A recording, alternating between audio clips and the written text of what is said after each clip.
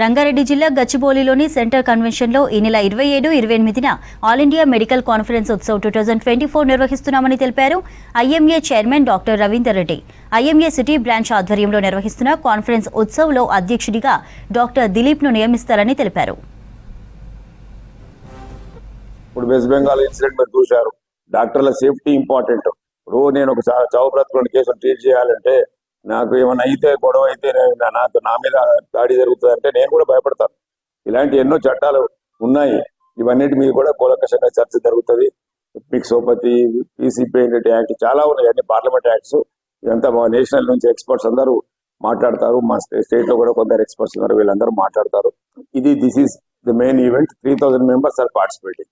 6000 సభ్యులు ఉండడం అనేది చిన్న ముచ్చట కాదు. ఇండియాలోనే rank 6000 members from one branch. దానికి అధ్యక్షుడు శ్రీరంగాప్కారి గారు, డాక్టర్ సంజీవ్ సింగ్ అందరికీ తెలుసు.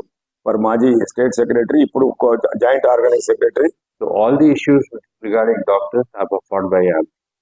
As we have seen recently about that Kolkata case, it was only after IMA which got into this Supreme Court took this case and committee was formed.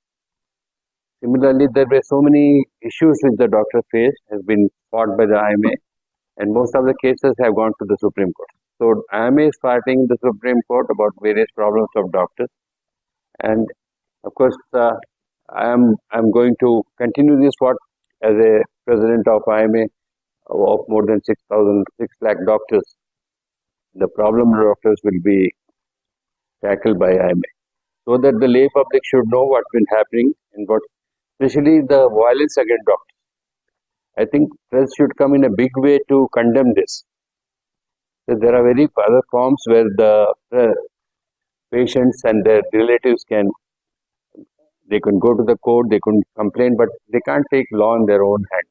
ఇది మన దేశంలో health కి allocated budget చాలా తక్కువ ఉంటుంది compare to చాలా దేశాల్లో. So మేము గవర్నమెంట్ ని కోరుతున్నాము, హెల్త్ కి బడ్జెట్ అలొకేషన్ లో మీరు కొద్దిగా ఇంక్రిమెంట్ చేస్తే మనకి పబ్లిక్ హెల్త్ సెక్టర్ లో ఫండ్స్ అడిక్వేట్ గా ఉంటాయి.